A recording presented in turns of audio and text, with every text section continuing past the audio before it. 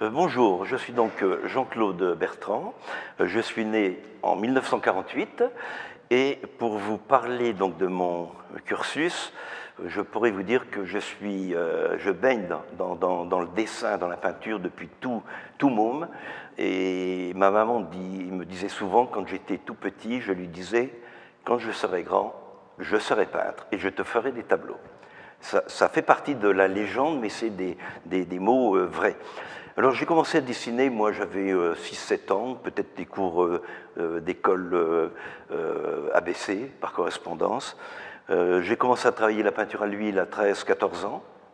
Je me suis réinscrit à des cours de l'école ABC à 15-16 ans, avant d'entrer à l'école nationale des beaux-arts de Nancy, que j'ai donc pratiqué pendant 5 ans. J'ai fait des premières expos, j'avais peut-être déjà 18-19 ans. Et puis, après le service militaire, il fallait rentrer dans la vie active. On n'est pas peintre à l'époque, c'était pas un vrai métier. Donc j'ai été plus de 20 ans dans la communication, du studio de création que j'avais créé, l'agence de pub que j'ai créée. J'ai travaillé dans différentes agences, j'ai été consultant en stratégie de communication pendant de nombreuses années. Et après le décès de ma première épouse, fin 96, j'ai dit « halte là ». La vie un petit peu éphémère, le business qui n'apporte pas grand-chose finalement à la vie. J'avais envie de retourner là où mes tripes m'appelaient depuis tout môme, et je me suis retour en peinture, donc dès 97. Et donc j'ai commencé, première expo 98 dans la région où j'étais à Lectoure, et puis j'ai fait différentes expos en Allemagne, en Suisse, en Belgique, au Canada, à Monaco, voilà. Et maintenant, peintre heureux.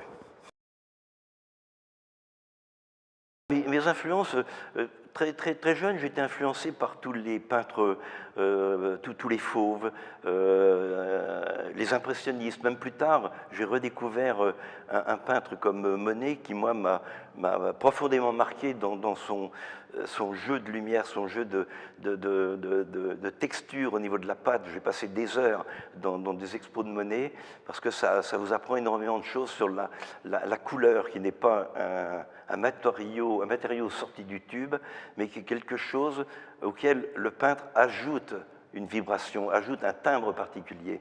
Et ça m'a beaucoup marqué. De la même manière, une exposition de Bonnard que j'avais vue à Londres quand j'étais étudiant, j'ai été vraiment frappé, marqué par cette manière de peindre, ce côté intimiste des couleurs qui vont beaucoup plus loin, encore une fois, que les touches trop vives de tubes, enfin de peinture qui sortent des tubes. Et puis j'aime beaucoup les peintres américains, j'aime beaucoup Pollock, et alors surtout, ce que j'aime particulièrement, tout ce qui est art brut. J'aime beaucoup Tapiet, j'aime beaucoup... il n'y a pas forcément que tel ou tel peintre, mais c'est des fois une œuvre qui m'a marqué, non pas pour la reproduire, mais qui correspond peut-être à ma sensibilité intérieure, où je sens les mêmes vibrations. Alors, ce qui m'influence, ce qui m'a fait travailler, c'est avant tout la musique de jazz, parce que pour moi, c'est peut-être la meilleure, la forme de communication la plus complète. On peut exprimer tout, de la joie, de la colère, de la confidence. Ça peut être un dialogue, ça peut être un dialogue entre deux personnes, entre trois, entre quatre, plusieurs. Et j'ai travaillé pendant plus de 10 ans sur la musique de jazz, avec des grands musiciens d'ailleurs. J'ai fait des concerts musicaux, picturaux, donc en peignant sur scène avec de grands musiciens. Et puis après, j'ai voulu travailler, être un compositeur pictural. Donc j'ai fait des compositions musicales en peinture, sans écouter de la musique.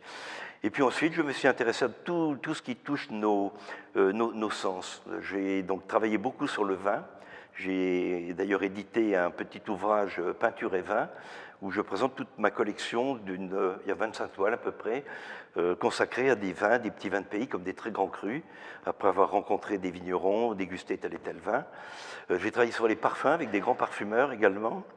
Et puis, j'ai travaillé sur la notion de l'être humain, comment l'être humain communiquait quand il rencontrait un autre être humain, comment il pouvait changer quelque chose. Et il y a dans cette expo une toile de cette collection-là, qui est sur ma droite, que j'ai appelée Only Human.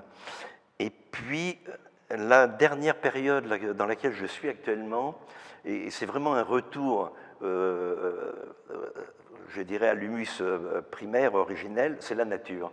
Et la nature, finalement, vous offre absolument tout au niveau des 5 sens, que ce soit le regard, le toucher, le sentir. La nature est là, et je travaille beaucoup maintenant sur la nature. D'où une des dernières toiles qui sert d'affiche, donc d'ailleurs, pour l'exposition au musée Mazelles. Alors, mon actualité, donc je viens d'éditer un ouvrage, donc Peinture et vin. Je travaille avec mon épouse sur un ouvrage beaucoup plus complet qui va retracer mes 25 ans de peinture. Ça demande du temps, on ne veut pas faire un travail trop historique, on veut amener peut-être un ouvrage à 4 mains où une partie sera écrite par mon épouse, ma deuxième épouse que je connais depuis mes 25 ans de peinture, donc elle peut amener son regard extérieur et moi avoir peut-être un regard de l'intérieur en tant que peintre. Et au niveau actualité, donc j'ai des prochaines expos de prévues à Lectoure au mois de mai, à Saint-Jean-Cap-Ferrat au mois de juillet, à Bayonne au mois d'août, et puis j'attends encore d'autres réponses, voilà. Alors, mon rêve d'artiste, j'en ai un qui travaille depuis des années, ça serait de créer une fondation. Une fondation, non pas pour moi, mon travail et dire regardez, c'est bien, c'est beau, non, pour permettre à des jeunes, que ce soit des artistes ou même d'autres formes d'envie, d'aider des jeunes qui n'ont pas les moyens, qui n'ont peut-être pas les réseaux, qui n'ont peut-être pas les connaissances pour les aider à émerger, peu importe dans quel domaine. Les amener à... Quand on veut, on peut. Quand on est déterminé, quand on se trace un chemin de vie et qu'on s'y tient, on peut réussir. Et ça, j'aimerais faire ça. Et alors, l'autre chose que j'aimerais, c'est détruire complètement les fracs qui me répulsent, qui sont des magasins de caisses en bois qui regorgent d'œuvres qu'on ne montre jamais, qui gaspillent l'argent public. Et ça me révolte. Ça, c'est mon rêve d'artiste, de faire brûler les fracs. Je ne peux pas utiliser qu'une seule couleur, désolé. Je crois que c'est Matisse qui disait un ton est une couleur et 2 tons, c'est un accord.